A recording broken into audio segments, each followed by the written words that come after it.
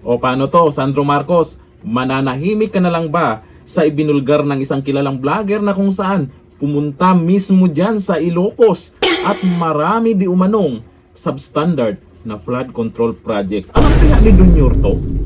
Baka hindi alam ni Junior to. O eto, una, ito ang nangyari ha, sa Ilocos to. Adams, Ilocos Norte, no? First Mhm. District ng Ilocos Norte. Naku, At ito yung isang proyekto ng Ilocos naku, Norte. butas. At ito yung isang proyekto. Walang bakal sa loob. Naku, Hollow point. Bumagsak doon. At kung makikita nyo, kung dito natin naangguluhan yung camera, dadalhin natin dito, yung camera, dito, kukuhanan natin ng pahabang ganyan, makikita nyo lah, yung destruction ng itong flood control mitigation project na ito. naku, Di ba? Yan. wasak ko. Walang So, bakal. Ayan. Isa itong pagpapatunay na kahit umuulan, masama man ang panahon, kung may gusto kang gawin para makatulong ka sa bayan, Correct. eto, challenge ko sa mga vloggers dyan.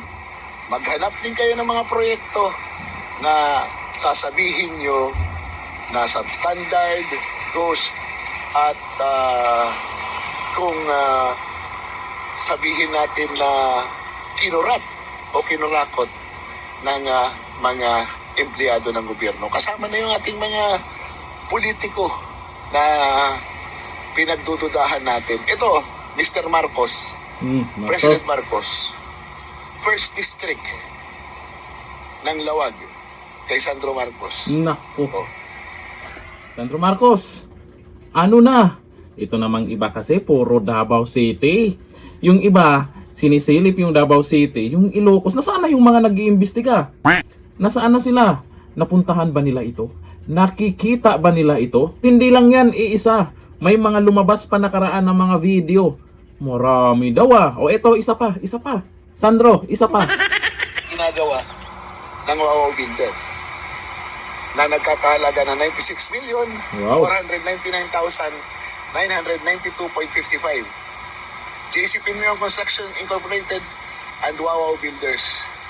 Bayad na ito, nagsimula ito ng June 30, 2024, pero walang sinasabi kung kailan makukumpleto. Naku. Ayan, ginagawa pa lang hanggang ngayon. So, umuulan man, masama man ang panahon, gusto natin ng katotohanan, gumawa kayo ng mabuti, maghanap din kayo ng mga proyekto na sasabihin ninyo na ninakaw ang pera ng gobyerno. Ngayon, may makikita ba silang ganyan na mga proyektong nakatiwangwang sa Davao City? Puro kayo Duterte. Ito ngayon, dito po natin makikita kung sino dapat, sa susunod kung sino dapat ang ilagay natin dyan sa Malacanang. Siyempre, titingnan po natin yung nasasakupan niya kung kaya niyang ayusin. Kung hindi niya kayang ayusin, paano na ang buong Pilipinas, di ba? Kaya, eto, makikita nyo po. Baka hindi alam talaga ni Junior to. Oo. Hindi yata niya alam talaga to. Sa mga nag-iimbestiga, baka hindi nakita to. Ang galing ng vlogger na to, no? Nakita niya yung mga substandard na flood control projects dyan sa Ilocos. Alam din kaya ni Sandro Marcos yan. Sandro, ito, may mga inilabas sila, pinuntahan mismo dyan sa baluarte nyo, o sa ibang mga vlogger dyan na puro reklamo sa ibang mga politiko, lalo sa mga Duterte. Sige nga, punta nga kayo sa Davao City kung may ganyan bang mga proyekto na walang bakal, nakatiwangwang lang, tapos ang laki ng budget. Di ba? Ngayon, tahiya kayo. Yung mga video na yan, kalat na po sa social media yan. Pero ang tanong, binalita na ba yan? Kahit hindi po ibalita yan, marami nang nag-share niyan. Depende yan sa inyo.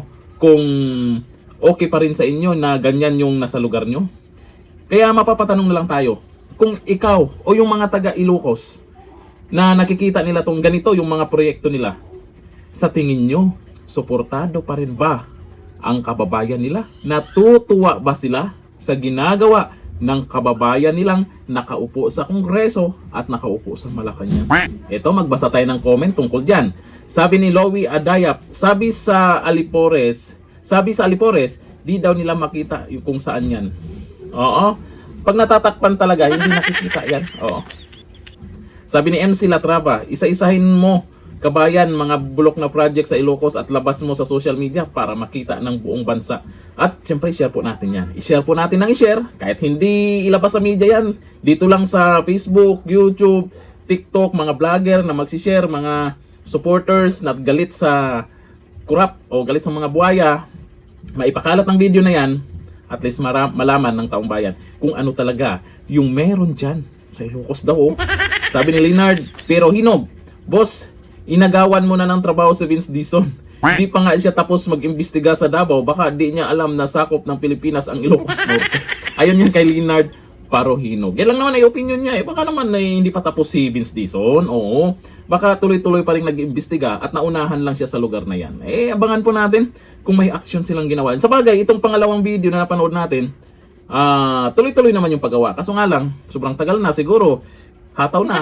At least, hindi ghost project. O, yun yung idahilan ng mga loyalista. Nga. Oo, hindi nga. Hindi nga ghost project. Pero ang tanong, mapakinabangan ba? Hanggang dito lang natin, Q. Bye-bye.